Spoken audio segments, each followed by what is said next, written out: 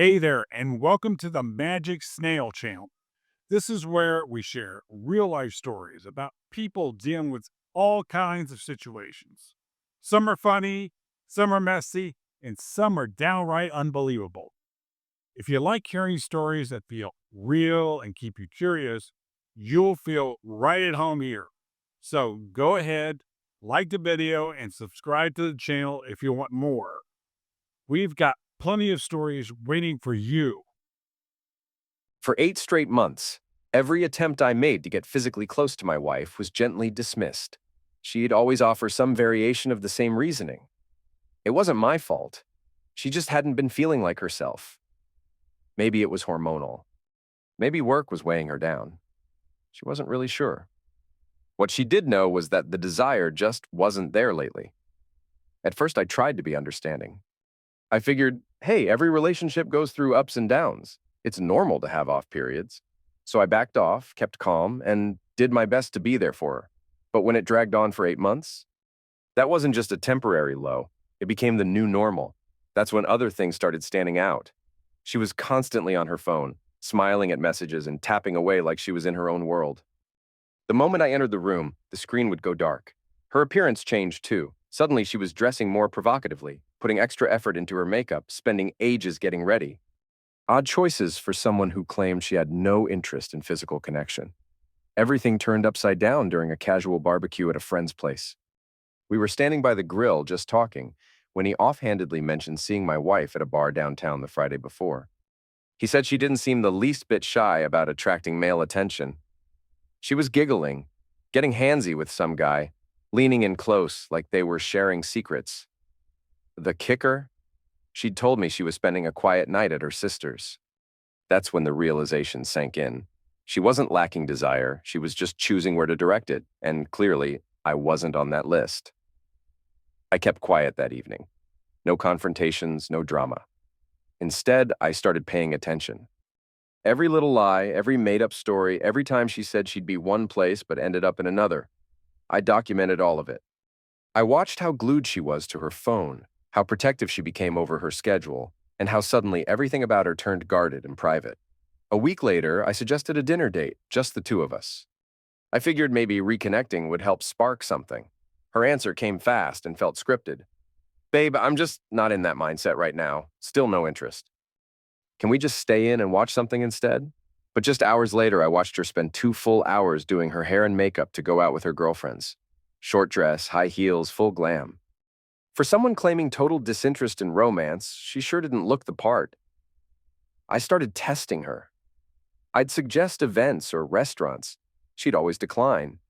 But when her friends asked her to the same places, suddenly she was eager and ready. The pattern became undeniable once I started looking closely. The final straw was a receipt I found tucked in her purse from a hotel bar downtown. It was from the same night she claimed to be exhausted from working late. The timestamp showed she was out past midnight. That night, as she slept next to me, I made up my mind. If she wanted to play games, fine. I'd play too. But I'd play smart. No more playing the clueless husband while she ran around behind my back. I saw two paths: continue accepting her lies, or stand up and uncover the truth.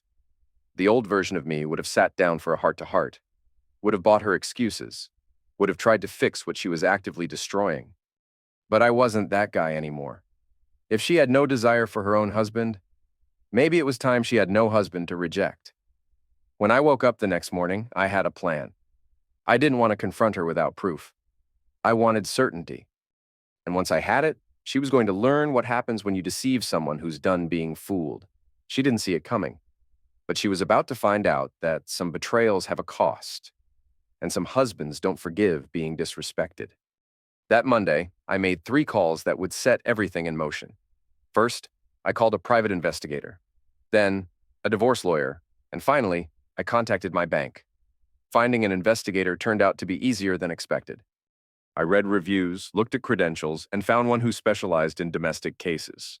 I met him at his office and laid out the whole situation: her lies, the weird behavior, the bar receipt. He listened carefully, no judgment, and broke it down for me. Most cheaters think they're slick, he said, but they usually follow patterns. If she's not being honest about her intimacy levels and where she's spending her time, There's probably a lot more going on than she's letting on. I hired him immediately. His task was straightforward: follow her, take notes, and get me solid proof of what she was really doing when she said she wasn't in the mood for anything. My meeting with the attorney opened my eyes even more. He explained the legal side, what counted as evidence, how to cover my assets, and what steps to take to protect myself.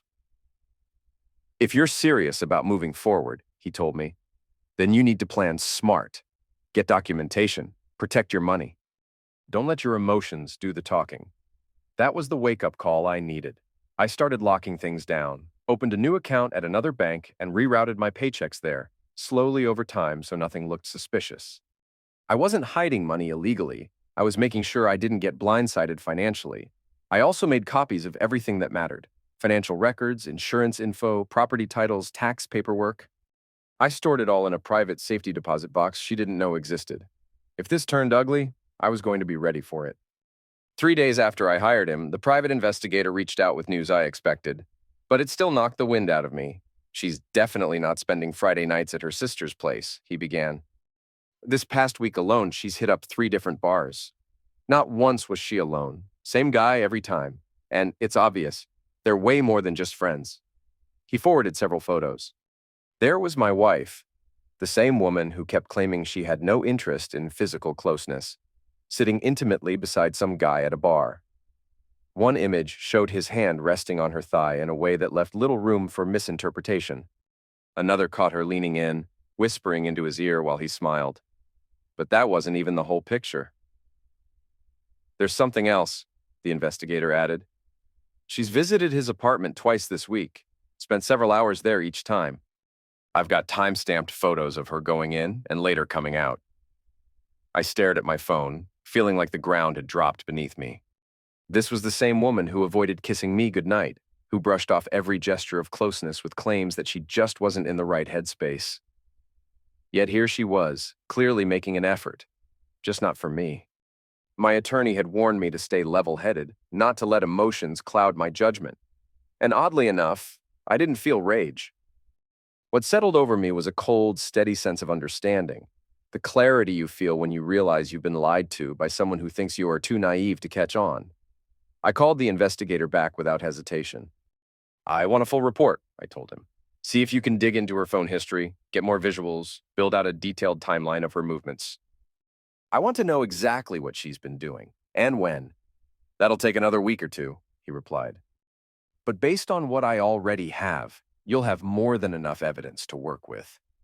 While the investigation continued, I played my part at home with absolute calm. I didn't change a thing about how I acted around her. No pointed questions. No signs that I suspected anything. When she claimed she was heading out for a girls' night, I simply smiled and said, "Enjoy yourself." Meanwhile, I knew full well who she was meeting, and where. The hardest moments were those late-night returns. She'd waltz through the door and sit on the couch, casually chatting about what she and the girls did that evening. She'd describe a fictional dinner or movie, complete with fake laughter and details she likely rehearsed. Sometimes she'd yawn and say she was exhausted or stressed, another excuse for why she couldn't be intimate with me. I just nodded, warm and supportive as ever. Sure, babe, get some sleep. We'll talk tomorrow. But inside, I was recording everything. Every lie she fed me became another entry in the growing log I was compiling. While the PI built the physical proof, I built the emotional record, one falsehood at a time. 2 weeks in, I had the complete picture. She'd been sneaking around with this man for at least 4 months. She'd been to his apartment over a dozen times. They'd gone out to dinner, shared drinks, and even taken a weekend getaway, one she had described to me as a work seminar. The woman who claimed to be too drained for her own husband was, in reality, juggling a secret affair. And she assumed I was too soft, too trusting, or too oblivious to catch on. She was wrong. Exactly 3 weeks after the investigation began, a thick manila envelope landed on my desk. It was everything I'd asked for and more. The investigator had gone above and beyond. Inside was a mountain of evidence, dozens of high-quality photographs, a comprehensive timeline of her whereabouts, and even recorded conversations from public settings where she met the other man. Each piece was time-stamped, location-tagged, and annotated with careful notes. The photos painted the betrayal in painful clarity. There she was, entering his apartment building at 2:07 p.m. on a Tuesday, a day she'd texted me to say she was working late. Another showed them kissing in his car, parked outside a trendy restaurant. And then came the hotel check-in photo, taken during what she claimed was an out-of-town business trip. But the audio recording was what hit the hardest. The investigator had tailed them to a quiet coffee shop and managed to record their conversation from the table next to theirs. I plugged in my earbuds and hit play. Hearing her voice in that setting, relaxed, laughing, completely at ease, made my stomach tighten. "He's so clueless," she said, giggling. "I told him I have zero libido, and he just took it at face value. Doesn't even question it anymore." "It's honestly kind of sad how understanding he is." The guy laughed. "He's not getting suspicious with how often you're gone." She scoffed. "Nope, I just say I'm at my sister's or hanging with friends. He's way too trusting. And he's always trying to be the supportive husband. Doesn't want to seem jealous or controlling, so he avoids asking questions." I had to pause. My ears were ringing. I felt like I'd just been punched in the gut. The woman I'd defended, supported, waited for. She wasn't just cheating. She was mocking me for being kind. I wasn't her partner anymore. I was a running joke in her personal sitcom. Still, I forced myself to keep listening. "The best part," she continued, "is how he keeps trying. He plans dates, suggests romantic dinners, and I just tell him I'm not feeling it. He looks so disappointed, but he never argues. It's perfect." Her lover asked, "So what's the end game here? You think you can keep this up?" She gave a casual laugh. "Honestly, I'll just tell him it's hormonal or some emotional phase. Guys don't get that stuff. As long as I play the medical or mental angle, he won't push." I yanked the earbuds out. That was enough. She hadn't just betrayed our marriage, she'd ridiculed it, and me along with it. The report also included a complete breakdown of her double life over the past 4 months. While I was being brushed off, she was meeting her side piece roughly 3 times a week. Sometimes it was casual, a lunch date, a quick visit to his apartment. Other times it was longer, overnight stays disguised as business travel or family obligations. It wasn't random, it was orchestrated, planned, deceptive by design. This wasn't just infidelity. This was a masterclass in deception. She didn't simply stray from our marriage. She carefully wove a web of lies, convincing me that I was the problem for still wanting to be close to my own wife. I spread out the photographs across my desk like puzzle pieces, each one a painful fragment of a truth I could no longer deny. Staring back at me was proof, unmistakable and raw, that her desire hadn't disappeared. It had just found a new direction, and it sure wasn't toward me. My lawyer had warned me this day would come. "Once you get confirmation," he advised, "don't make decisions based on anger. Step back. Think. Then act strategically, not emotionally." I took that advice to heart. After reviewing every photo and document, I carefully returned them to the envelope and locked it away in my private deposit box. Then, I went home like it was any other day. When she asked about my afternoon, I said it was uneventful. When she casually mentioned another night out with her sister, I smiled and said, "Enjoy." But in my head, everything had shifted. The evidence was there, images, audio, and a timeline that shattered every lie she'd fed me for months. I had already spoken with a lawyer, moved my money into a separate account, and created a solid legal buffer. I wasn't just gathering proof. I was protecting my future.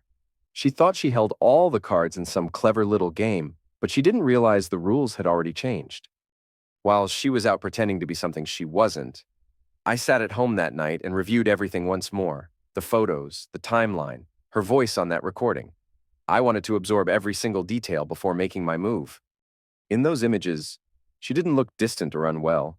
She looked vibrant. She laughed. She leaned in. She beamed like a woman enjoying herself without a single care. This wasn't someone dealing with health problems or emotional burnout. This was someone who had made a conscious decision to prioritize someone else over the life we built. And she was about to find out that choices come with consequences, especially when those choices involve betraying someone who loved her unconditionally. For 8 long months, I had been the guy who gave her space, who tried to be supportive, who kept believing that her distance was about stress or hormones. But every man has a breaking point, and I had officially reached mine. I waited until Friday night to confront her.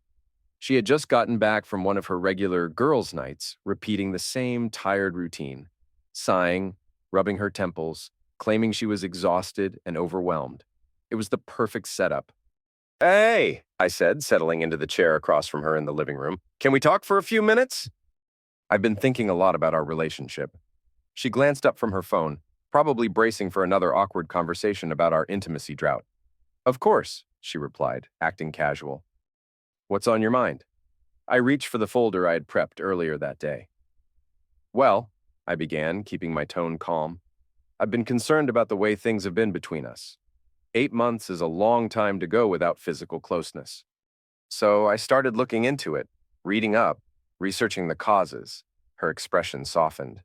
She must have thought I was going to suggest therapy or ask about seeing a doctor. "That's really thoughtful of you," she said gently. "I found some patterns," I continued, flipping open the folder.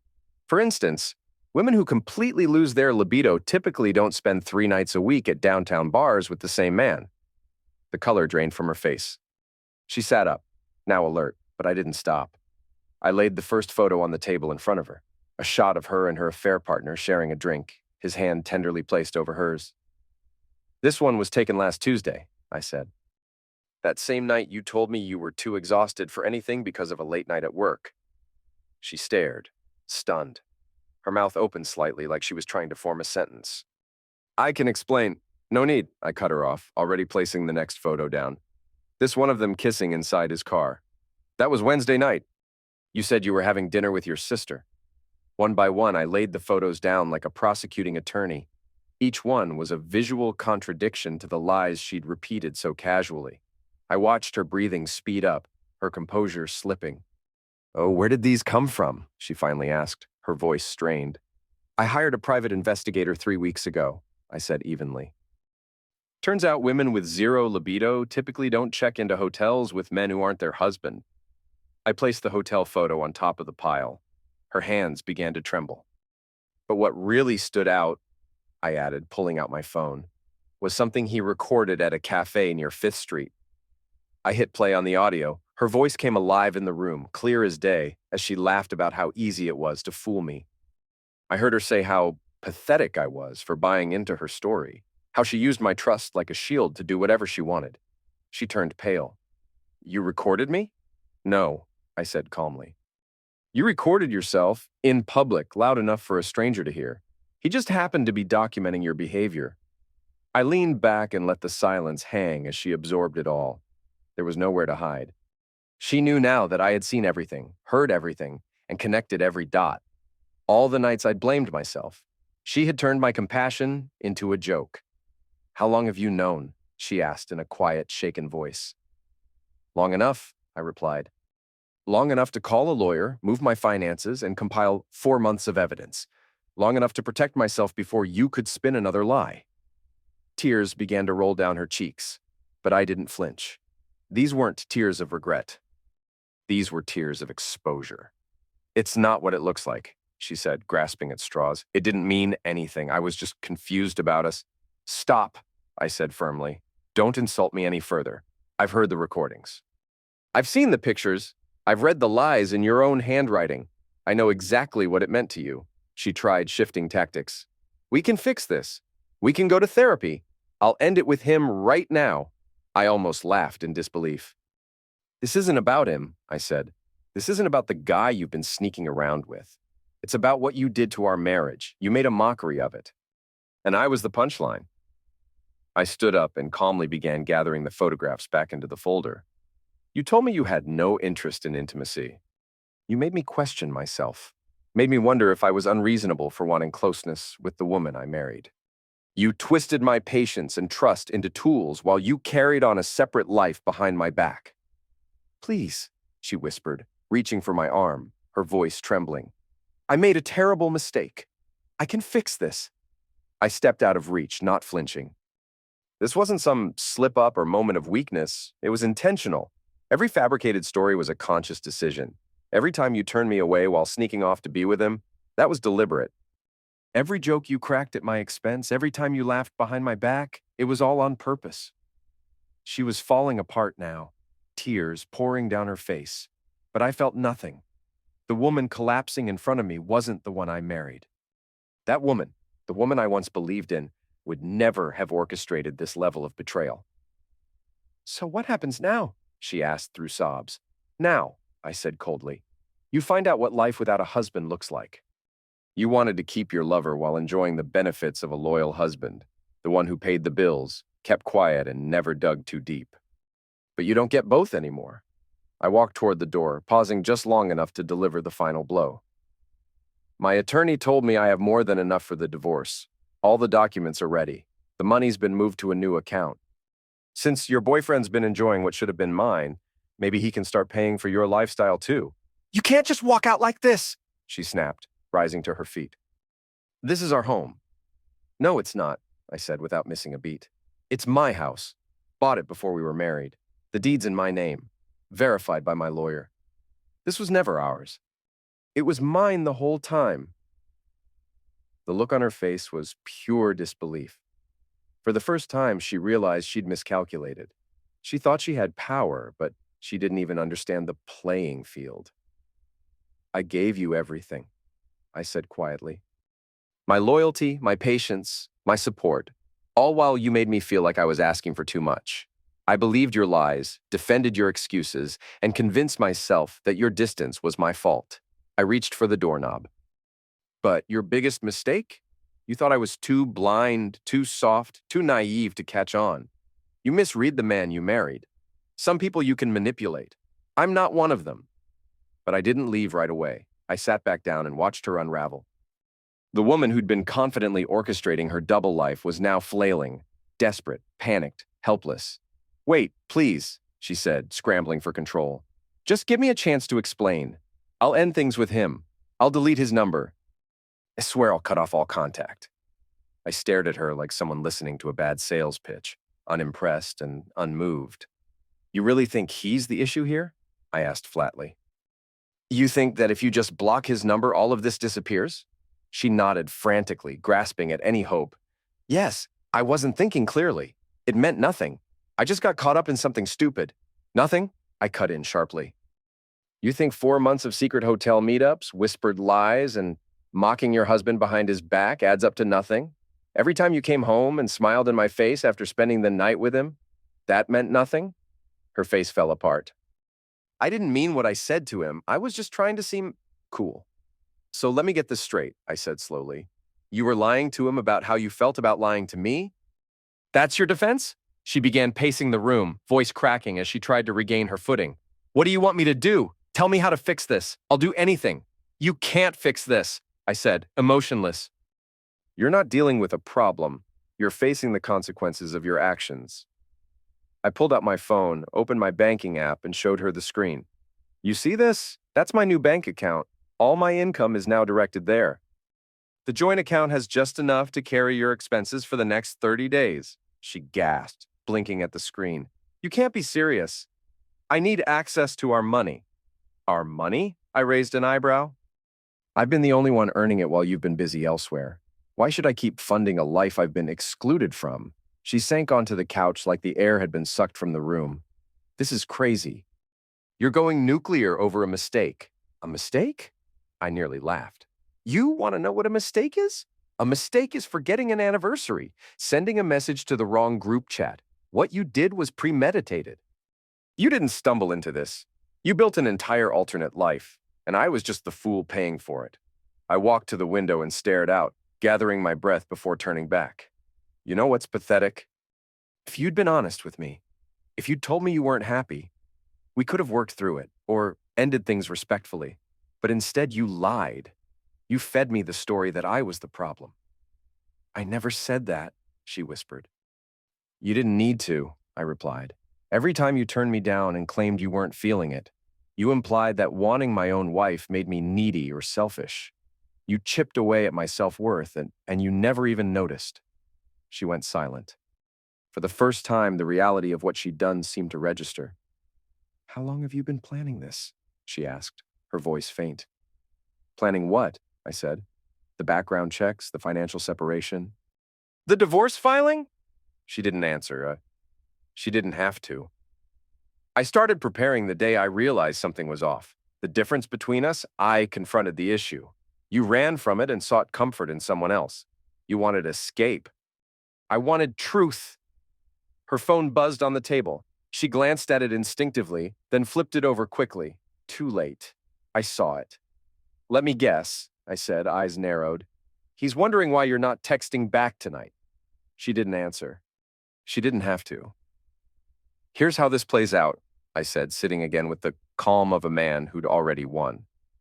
My lawyer's filing on Monday. The case is strong. The evidence is stacked. You'll leave with what you brought into this marriage. Everything else stays with me. Her voice cracked again. Where am I supposed to go? I didn't hesitate. Why don't you ask your boyfriend? He's enjoyed the perks for months. Maybe it's time he steps up and supports the lifestyle he's been sharing. Her face turned ghostly white. You don't get it, she said quietly. It wasn't serious with him. We never talked about anything deep. I stared at her, my voice cold and steady. So you're telling me the guy you've been seeing 3 times a week for 4 months, the same one you've been sleeping with while shutting me out, never once discussed anything meaningful with you? She lowered her eyes, staring into her lap. It was just fun, she mumbled. I didn't mean for it to get messy. Well, I said, folding my arms, it's officially messy now. You can't have a husband for financial comfort and a boyfriend for thrills. At some point, you have to pick a lane. I turned toward the staircase. I'm going to grab a few things and check into a hotel tonight. You might want to use this time to think very hard about what happens next. Because come Monday morning, everything changes. Please, she called after me, her voice cracking. Don't do this. I love you. I made a huge mistake, but I love you. I stopped halfway up the stairs and turned. No, I said slowly. You love what I provided. You love the stability, the safety net. You love having someone reliable to pick up the pieces while you go live out some secret fantasy. But you didn't love me. If you had, you wouldn't have spent 4 months tearing me down while giving someone else everything you told me you didn't have left. As I continued upstairs, I heard her behind me. What if I prove I've changed? What if I show you that I'm choosing you now? I opened the closet and calmly began packing. You've already shown me where your loyalty lies. Every time you lied, every time you disappeared and came back pretending to be devoted, that was your choice. I zipped my bag and moved toward the door. The difference is, now you get to live with those choices, and I get to move forward without them. By 9 a.m. Monday, I was sitting in my lawyer's office. By 10, the divorce paperwork was officially filed. By noon, she was served, at her job. My investigator recommended serving her in public, and I saw the wisdom in that. She wanted attention and drama. Now she got it, front row. That day, she called me 17 times. I didn't answer a single one. What followed in the next few weeks exposed her true nature. Once she realized I wasn't coming back and that there was no chance at reconciliation, the apologetic version of her disappeared. In her place was someone angry, entitled, and arrogant. She hired a lawyer of her own and demanded half of everything, even the house she never paid a cent toward. But her attorney wasn't a fool. Once he saw the documented affair and financial dependency, he knew she didn't have a leg to stand on. Adultery backed by hard evidence doesn't play well in court, especially when paired with proof of manipulation. The turning point came during the spousal support hearing. She had requested temporary alimony, painting herself as the victim. But once the judge heard the recordings, her ridiculing my trust, laughing about how pathetic I was, he shut it down immediately. Turns out judges don't take kindly to people who manipulate and mistreat their partner, then try to cash in on it. Meanwhile, her fling crumbled in record time. Within 2 weeks of being served, her boyfriend ghosted her. Apparently, he liked sneaking around with a married woman, not supporting one. The moment she became single and emotionally needy, he bailed. She tried reaching out again, this time through mutual friends, claimed she had changed, claimed she wanted to fix things. I didn't respond, but I made sure those friends knew the whole truth. Not to smear her, but to protect them. If she was going to manipulate someone, it wasn't going to be me again. The divorce was finalized 6 months later. She walked away with her personal items and the car, the one she still had payments on. I kept the house, my retirement, and most importantly, my dignity. The settlement reflected the truth of what she brought to the marriage. Nothing. 3 months after it was finalized, I bumped into her at the grocery store. She looked drained, hollow. She tried to approach, called out my name, but I kept walking. I had nothing left to offer her, not even words. Later, I heard she'd moved back in with her parents, money tight and job prospects slimmer than ever. The fantasy life she built had finally collided with reality, and reality doesn't play nice. My life, on the other hand, had never been better. I had peace. I had clarity. I had the kind of quiet that comes when you no longer have to second guess every word spoken at your dinner table. I had forgotten what it felt like to live without walking on eggshells, to feel free in my own home. 6 months after the final papers were signed, I met someone new. Someone refreshingly honest, direct, and emotionally grounded. Someone who didn't treat a relationship like a performance. The contrast was night and day. When this woman said she was exhausted, she truly was. When she told me she was meeting her friends, she actually was. When she said she loved me, I could feel it in the way she acted, not just in the words. Only then did I fully realize the emotional toll my ex had taken on me. It wasn't just the cheating. It was the daily erosion of trust, the emotional neglect, the mental gymnastics she made me do just to justify staying. But it taught me something. Trust is not free. It's earned. And when someone burns that trust over and over, they don't deserve another chance to do it again. People sometimes ask me whether I regret how I handled it, if I was too cold, too ruthless, too final. I always answer the same way. I gave her 8 months of unwavering patience, 8 months of grace, of believing her lies, of defending her to myself while she laughed behind my back. She had all the chances in the world to be honest, to tell me she was unhappy, to leave with integrity. Instead, she chose to betray, manipulate, and humiliate me. She made me feel broken while handing her affection to someone else. She turned our marriage into a private joke, and I was the punchline. So when she insisted she had zero libido, I granted her wish and removed the husband from the equation. She wanted the perks of being married while acting like she was single. But that's not how this works. Some people say I handled it with cold calculation. I say I delivered justice. She thought she had the upper hand, but she never realized I was playing a different game altogether.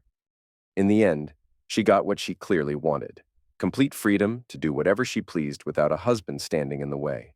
She just didn't expect that the financial security she'd taken for granted would vanish with the marriage she blew up. She told me she had zero libido, so I gave her zero husband.